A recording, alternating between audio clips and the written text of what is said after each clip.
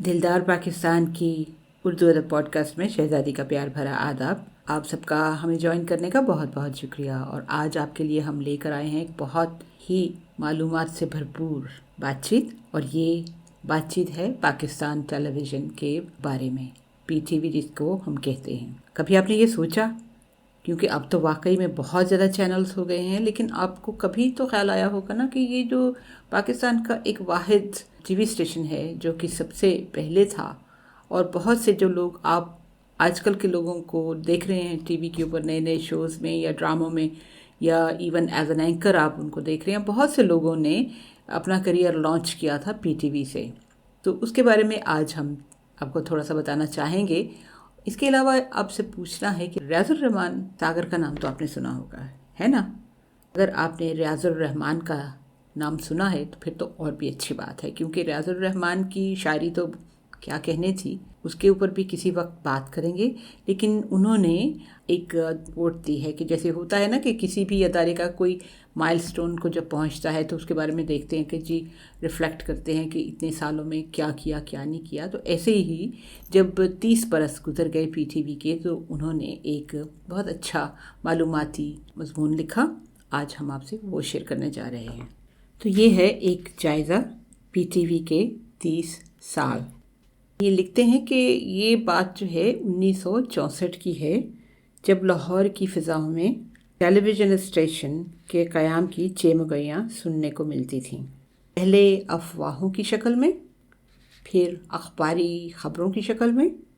इससे पहले लोगों ने टेलीविज़न का नाम तो सुना था, और वो भी इन लफ्ज़ों में कि बाहर के मुल्कों में एक रेडियो है, वो ऐसा है जहाँ पे आपको तस्वीर भी नज़र आती है। Can you imagine? कभी आप विजुलाइज कर सकते हैं कि उस ज़माने में अगर आप होते तो आपको कैसा लगता, या वो आपके जो बड़े हैं उनको कैसा लगा होगा उस वक्त, है ना? बहुत दिलचस्प और अजीब सी बात लगी होगी, मिस्टीरियस भी लगी होगी।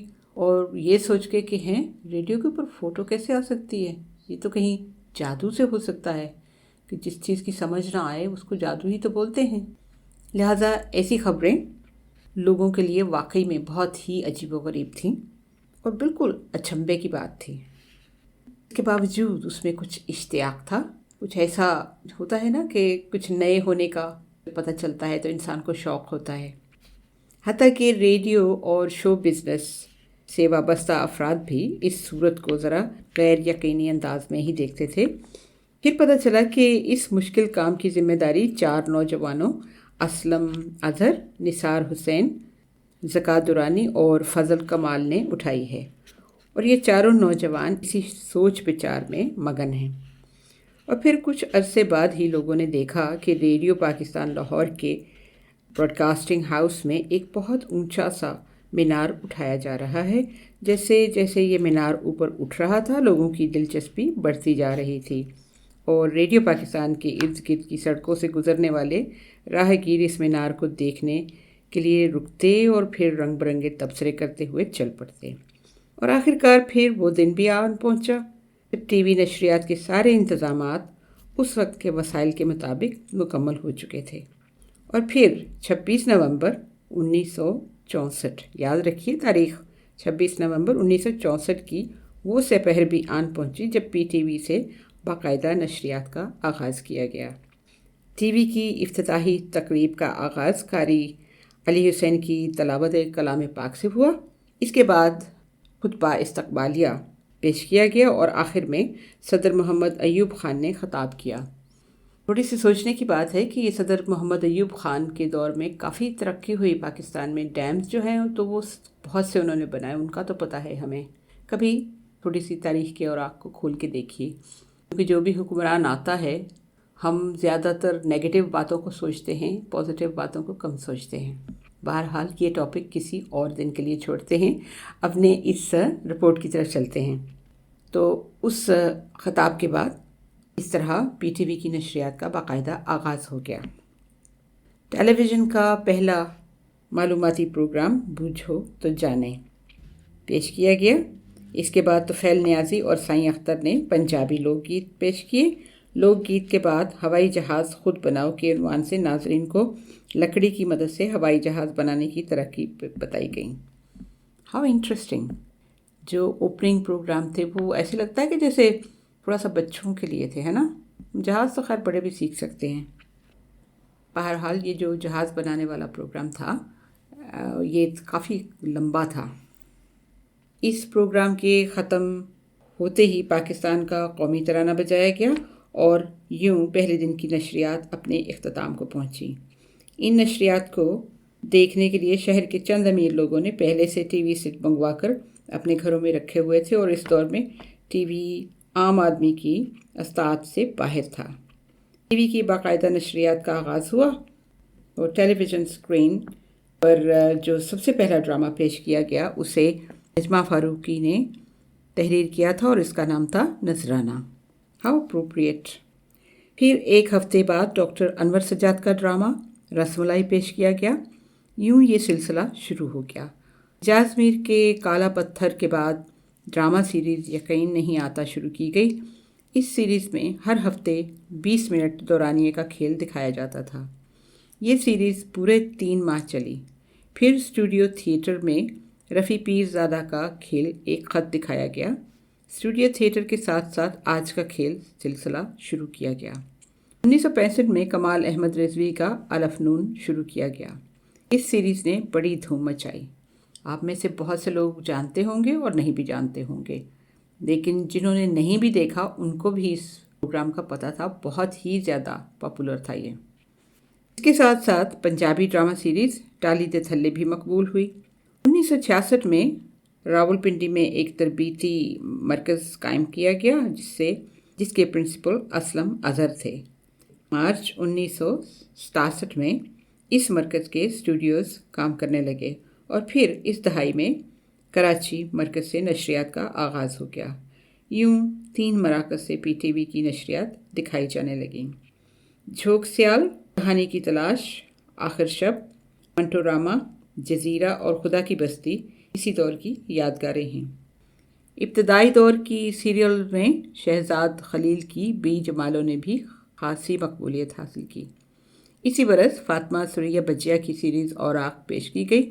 اسی دہائی میں اشفاق احمد کا کالی بلی، ابو سعید قریشی کا زہرخند، سلیم یزدانی کا ٹرالی مین، حمید کاشمیری کا راہ گزر اور انتظار حسین کا کھیل آخری موم بتی پیش کیا گیا.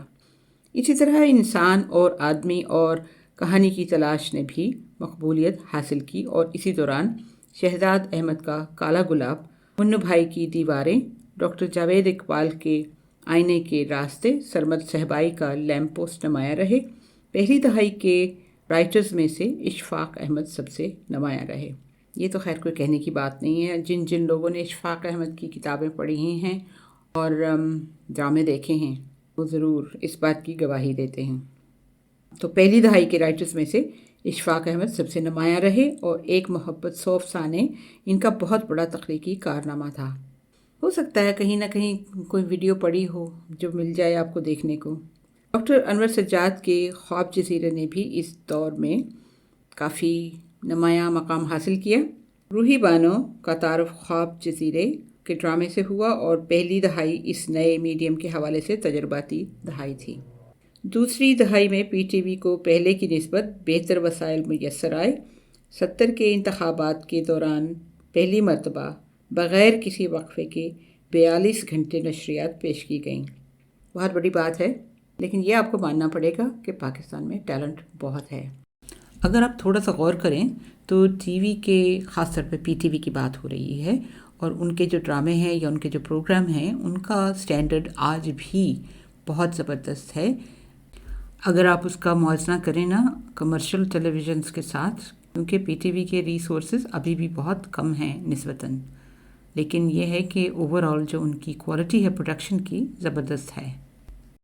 1971 میں جنرل مینیجروں کی میٹنگ کے ذریعے ٹی وی پروگراموں کو حتمی شکل دینے کے لیے ایک گروپ بنایا گیا، اور یہ میٹنگز کے تحت باقاعدہ اسکیجولنگ کرتے تھے اور چناؤ کرتے تھے، اور یہ کام ابھی تک بھی جاری ہے. اس دہائی میں قربتیں اور فاصلے پیش کیا گیا، جسے سکندر شاہین اور نصیر ملک نے تیار کیا تھا. کراچی مرکز سے حمید کاشمیری نے کافی ہاؤس جیسی سیریز لکھی. 1973 اور 75 میں 2 مرتبہ جشن تمثیل پیش کیا گیا، مگر بعد میں یہ سلسلہ جاری نہ رکھا جا سکا۔ جشن تمثیل کے لیے پہلی مرتبہ حسینہ معین نے سنگسار تحریر کیا تھا۔ غیر ملکی ناولوں کی ڈرامائی تشکیل کے سلسلے میں حسینہ معین کی دھند اور راحت کاظمی کی تیسرا کنارہ نے ناظرین سے داد حاصل کی۔ 1976 میں راولپنڈی مرکز سے گھروندے پیش کیا گیا۔ اسی دہائی میں حسینہ معین کی ایک اور مقبول سیریز پرچھائیاں پیش کی گئیں۔ اسی عرصے میں فاطمہ ثریا بجیا نے اے آر خاتون کے ناولوں شمع، افشاں اور عروسہ کی ڈرامائی تشکیل کی۔ ان سیریز کے ذریعے مشرقی معاشرے کا تہذیبی پس منظر پیش کیا گیا۔ فاطمہ ثریا بجیا کا ایک اور اہم کارنامہ آئینے تھا۔ یہ سیریز مسلم خواتین کے حوالے سے تھیں۔ اس دوران میں پی ٹی وی کے ڈراموں نے بین الاقوامی مقبولیت حاصل کی۔ کرن کہانی کے بعد ان کی عرفی، بندش اور انکہی کے ذریعے پی ٹی وی نے تیسری دہائی میں قدم رکھا۔ یہ رنگین نشریات کا دور تھا۔ اس دہائی میں حمید کاشمیری کی سیریل شکست آرزو اور زندگی پیش کی گئی۔ اسی تیسری دہائی 1980 میں امجد اسلام امجد کے وارث نے خوب دھوم مچائی۔ یہ سیریل لاہور مرکز سے پیش کی گئی۔ امجد اسلام امجد ٹی وی کے لیے اس سے قبل یا نصیب کلینک اور ڈرامہ سیریز ہوا کے سلسلے میں برزخ اور موم کی گڑیا لکھ چکے تھے، مگر وارث نے انہیں شہرت کی بلندیوں تک پہنچا دیا۔ اس ڈرامے کی چھاپ اس کے بعد کے ڈراموں پر لگی رہی، یا یوں بھی کہا جا سکتا ہے کہ پی ٹی وی آج تک وارث کے حصار سے نکل نہیں سکا۔ کوئی نہ کوئی اسی ٹائپ کا سیریل پی ٹی وی سے چلتا رہتا ہے۔ اس کے بعد کراچی مرکز سے دیواریں آسمان تک، دیوار، پشاور مرکز سے ناموس پیش کیا گیا۔ یہ سب وارث کی ہی بدلی ہوئی شکلیں تھیں۔ اس کے بعد امجد اسلام امجد نے دہلیز، سمندر، وقت اور رات تحریر کیے۔ پھر مستنصر حسین تارڑ کا ہزاروں راستے اور اصغر ندیم سید کا آسمان اور دریا پیش کیے گئے۔ بعض لوگوں نے دریا کو کارواں سے مشابہ قرار دیا۔ اس کے بعد اصغر ندیم سید نے پیاس کے ذریعے ضعیف الاعتقاد معاشرے کی تصویر کشی کی۔ ادھر کراچی مرکز سے نور الہدیٰ شاہ کا جنگل پیش کیا گیا۔ اسی دور کا اہم سیریل آسمان تک دیوار بھی تھا۔ تیسری دہائی تک پی ٹی وی کے کوئٹہ مرکز نے بھی کام شروع کر دیا تھا۔ کوئٹہ مرکز سے فاصلے پیش کیا گیا۔ موجودہ دہائی کے کھاریوں میں ابھی تک اصغر ندیم سید اور نور الہدیٰ نمایاں ہیں۔ کراچی مرکز کے اہم کارناموں میں جنگل دیہاتی پس منظر میں لکھا گیا ایک اہم سیریل تھا۔ اسی سینٹر کے رائٹر انور مقصود بطور اداکار متعارف ہوئے۔ کراچی سینٹر کا اہم کارنامہ تاریخی ڈرامے تھے۔ ڈرامہ سیریل شاہین کے ذریعے اسماعیل شاہ متعارف ہوئے، جنہوں نے آتے ہی میدان مار لیا۔ نشان حیدر کے سلسلے میں اہم کھیل بھی پیش کیے گئے۔ طویل دورانیے کے کھیلوں میں 81 سے لے کر 86 تک کے ڈرامے دھوپ جزیرہ، میرے بھی کچھ خواب، آکاش بیل، زرد گلاب، چٹان پر گھونسلہ کے نام قابل ذکر ہیں۔ ان طویل دورانیے کے کھیلوں کو ہرگز فراموش نہیں کیا جا سکتا، جس سے ڈرامے کی ثقافت میں نئے رجحانات سامنے آئے۔ محمد نثار حسین نے عوام میں ڈرامہ دیکھنے کا ذوق پیدا کرنے میں اہم کردار ادا کیا۔ اشفاق احمد، یونس جاوید، بانو قدسیہ، انور سجاد، سلیم چشتی، جمیل ملک، امجد اسلام امجد، منو بھائی، انور مقصود اور حسینہ معین نے اچھے ڈرامے لکھے۔ اشفاق احمد کی فہمیدہ کی کہانی راحت کی زبانی کو ایک مقصدی اصلاحی کھیل قرار دیا گیا۔ یونس جاوید کے کھیل کانچ کا پل اس سلسلے کا ایک تعارفی کھیل تھا۔ منو بھائی کا کھیل میری سادگی دیکھ ایک پراثر کھیل تھا۔ انور مقصود کے نہ قفس نہ آشیانہ میں ایک سنجیدہ موضوع کو دلچسپ انداز میں پیش کیا گیا۔ پی ٹی وی کے ڈرامے کے حوالے سے کارکردگی نہایت شاندار رہی، مگر خبروں کے سلسلے میں 30 برس سے عوام کا اعتماد بحال نہیں کیا جا سکتا کہ تکنیکی طور پر اس میں تبدیلیاں ہو رہی ہیں، مگر اس کی خبروں اور جائزوں پر عام آدمی کو اعتبار نہیں، اس لیے ہر حکومت نے اسے سرکاری لاؤڈ سپیکر کے طور پر استعمال کیا۔ یہ تھی 30 سال کی کارکردگی پی ٹی وی کی۔ آخر میں جو انہوں نے خبروں کے بارے میں بات کی، یہ بات تو سچ ہے، لیکن اس میں کیا خیال ہے آپ کا کہ وہ खबरों का स्टाइल ठीक नहीं है या क्या है, या कि वो बैलेंस खबरें नहीं देते, एक तरफा खबरें देते हैं। बहुत साल पहले देखी हैं उनकी खबरें, अभी लेटली नहीं देखी कि उसमें कितना ज़्यादा उन्होंने जिद्दत पैदा की है या नहीं की है, लेकिन ट्रेंड्स चेंज हो गए हैं। तो पीटी की भी खबरें थोड़ी सी ज़रा लिमिटेड होती हैं, है ना। आपका क्या ख्याल है, और आपको इनमें से कौन कौन से ड्रामे याद हैं? आपको आपकी कोई ऐसी खूबसूरत सी मेमोरी है इसके बारे में? और जो कुछ भी है आप हमसे ज़रूर शेयर कीजिए, और हमारा ईमेल एड्रेस है dildarpakistan@hotmail.com। आज के लिए आपसे इजाज़त चाहते हैं और एक नई पॉडकास्ट लेकर आपके लिए इंशाल्लाह ज़रूर हाजिर होंगे। Until next time, take care, God bless, अल्लाह हाफिज़।